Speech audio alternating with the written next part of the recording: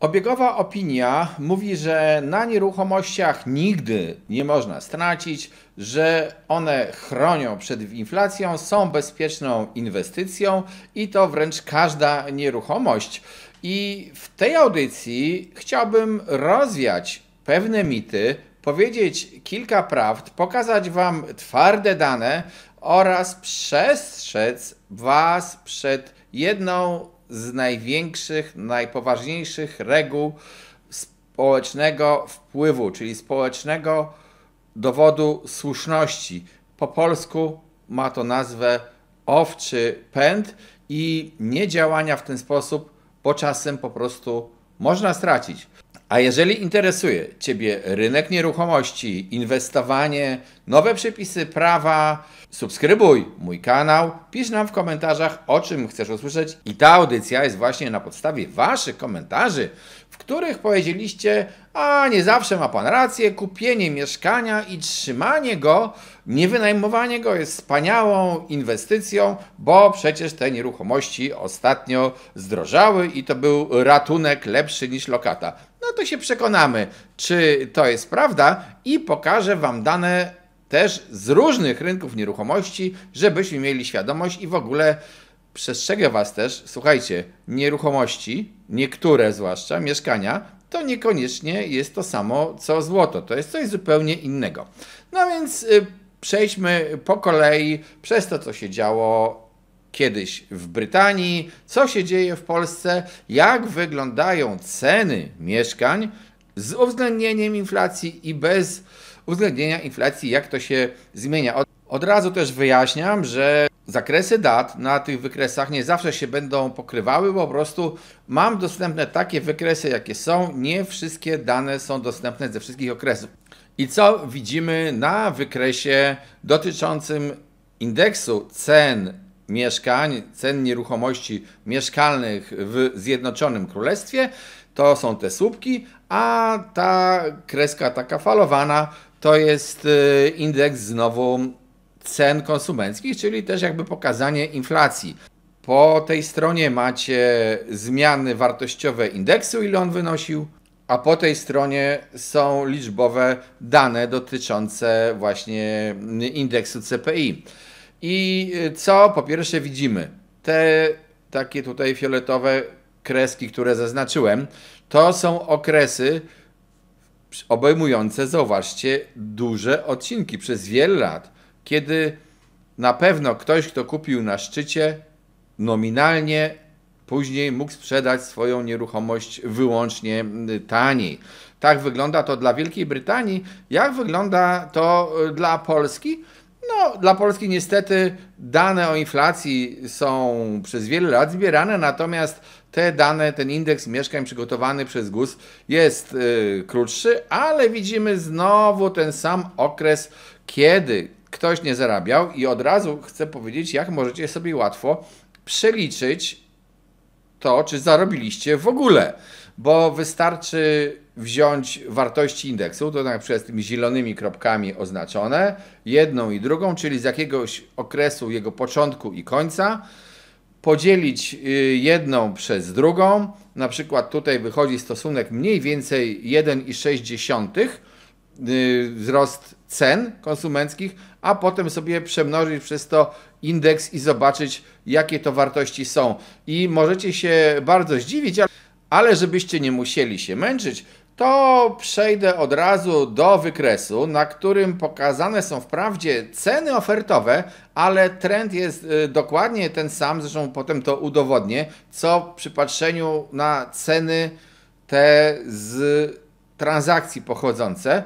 I możecie zobaczyć, ta niebieska linia jest to wykres cen ofertowych, które jak widać rosły na przestrzeni od 2007 roku do dziś rosną. No tutaj jest jakieś takie małe zatrzymanie w okolicach COVID-u, a tutaj małe zatrzymanie to jest to obecne zatrzymanie kryzysowe, czyli ceny nominalne przestały rosnąć. Ale jeżeli spojrzymy się na inflację, to widzimy, że ceny spadają, że w zasadzie żeśmy nie osiągnęli tego, co było kiedyś i teraz tutaj najnowszy wykres, też z tego samego źródła, czyli z Morrisona i Gratki, znowu ceny ofertowe i zobaczcie, w ostatnim roku, patrząc się na inflację, zmiana cen minus 12%. Licząc od września 2007, tutaj jest mały błąd, bo to nie plus 28,9, tylko minus 28,9 do dnia dzisiejszego. Tak ceny spadły. Oczywiście można powiedzieć, że ja tutaj manipuluję. No i pewnie, bo jeżeli ktoś kupił mieszkanie na przykład w 2014 roku, a sprzedał je gdzieś tam na górce w 2020 roku, 2021 końcówce, no to z pewnością on znacznie zarobił i to tak jest, taka jest prawda. Tyle, że wróćmy do tego owczego pędu, o którym ja powiedziałem wcześniej. Problem polega na tym, że większość inwestujących właśnie robi to, co mówią inni. Na tym polega reguła społecznego dowodu słuszności. Skoro wszyscy tak robią, to ja też tak zrobię. I dlatego większość ludzi kupowała te mieszkania właśnie ostatnio, kiedy wszyscy mówili, ratujmy się przed inflacją, kupujmy mieszkania na tej końcówce. To spowodowało to wybicie cen mocne w górę. Wszyscy wtedy kupowali i wszyscy pewnie później w tym samym mniej więcej okresie będą chcieli te mieszkania sprzedać, zwłaszcza jeżeli zrobili właśnie błąd, czyli zrobili inwestycję polegającą na tym, że kupili mieszkanie, na przykład nawet od dewelopera i będą je trzymać. Nie wynajmują, bo się boją najemcy, boją się ustawy o ochronie praw lokatorów, zresztą słusznie, nie wynajmują i trzymają. I czy to był dobry biznes? Otóż, już pomijając te wpływy inflacji, to powiem Wam, że to na pewno nie był dobry biznes. Dlaczego? Dlatego, że utrzymanie na przykład mieszkania kosztuje. I co z tego, że jego wartość zostaje zachowana, bo jak widać w ostatnim roku to one nawet niespecjalnie wzrosły ceny nominalne, tylko jego wartość była jakby nominalna, zachowywana, a z uwzględnieniem inflacji to wręcz spadała. Co z tego, że ta wartość nominalna zostaje zachowana, jeżeli musisz ponosić wydatki na utrzymanie tego pustego mieszkania, które wcale nie są takie małe. Dodatkowo, jeżeli to jest nieruchomość niewynajęta, nie zarabia na siebie, no to musisz pamiętać o jednej rzeczy. Niestety wszystko, co wybudowano, wszystko, co ma mury, co ma ściany, starzeje się. I nie mówcie mi, że ale myśmy nie wykończyli tego mieszkania, to mieszkanie jest takie w stanie deweloperskim, więc nam się żadna glazura, żadne parkiety, nic nam się nie zestarzeje, nie będzie już demode, bo zrobimy to albo nie zrobimy wtedy, kiedy będziemy sprzedawali. To jest zgoda, ale jest kolejny czynnik. Sam blok się starzeje, samo osiedle się starzeje, samo otoczenie się starzeje i obok nich czasami powstają rzeczy nowe, lepsze. Rzeczy stare po prostu najczęściej tanieją. Oczywiście w nieruchomościach jest jeszcze tak, że te stare rzeczy mogą drożyć. Dlaczego? Bo po prostu dana lokalizacja wzrośnie nagle w cenie. Dane miasto nagle rozpocznie swoją karierę i zacznie mocniej przyciągać ludzi niż inne miasta, więc będzie rosło w cenę. Gorzej, jeżeli taką inwestycję zrobiliście w mieście, którego mieszkańcy marzą o jednym, czyli opuszczeniu tego miasta i przeniesieniu się gdzie indziej. To był już większy błąd. W miastach są też dzielnice. Jedne spadają, inne idą w górę. Gdzieś nagle zostanie doprowadzona i polepszona komunikacja, na przykład w Warszawie, gdzieś nagle zostanie zbudowana kolejna linia metra i pewnie w tych okolicach te nieruchomości w dobrej komunikacji właśnie w pobliżu metra będą drożyć i będą pewnie drożyć bardziej niż to, co się dzieje w innych dzielnicach. Więc jeżeli kupiłeś takie mieszkanie na przetrzymanie w innej dzielnicy, no to tamta dzielnica będzie przegrywać z tą dzielnicą, która właśnie idzie do góry. I to jest właśnie problem inwestowania w mieszkania. Jeszcze pokażę takie dwa wykresy, które pokazują zmianę ceny transakcyjnych w niektórych miastach. To jest niestety do 2019 tylko, ale po co wam to pokazuję? Jeżeli pamiętacie wykres ten, który pokazywałem, cen ofertowy, to tu linia jest dokładnie taka sama. Tak to wygląda bez inflacji, a tak to wygląda z inflacją. To są dane Instytutu Amron.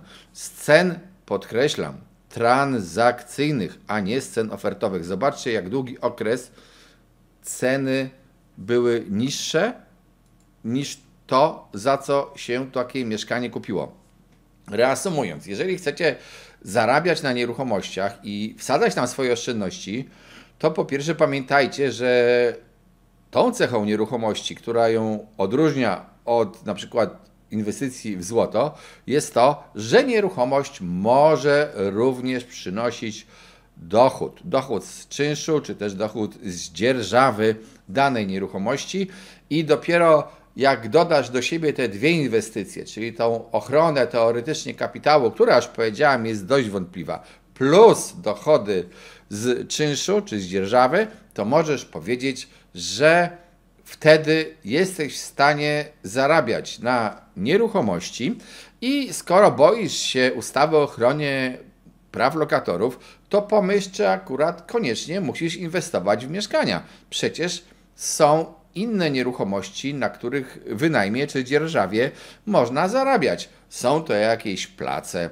działki pod coś, gdzie ktoś chce coś postawić, albo są to na przykład garaże, magazyny, różne rzeczy w różnej skali można kupować, wynajmować i wręcz można mieć znacznie lepszy dochód i spokojniejszy z takich lokali na przykład użytkowych, czy też działek wydzierżawianych pod jakieś składy dowolnych rzeczy, niż właśnie z mieszkań, gdzie musisz się liczyć z tym, że jeżeli jesteś osobą prywatną wynajmującą, to twój najemca ma niestety nieco więcej praw niż ty, zwłaszcza wtedy, kiedy zachowuje się źle. Ja nie jestem przeciwko, podkreślam, najemcom, tylko zwracam uwagę na tę taką pewną niesprawiedliwość, nierównowagę pomiędzy stronami.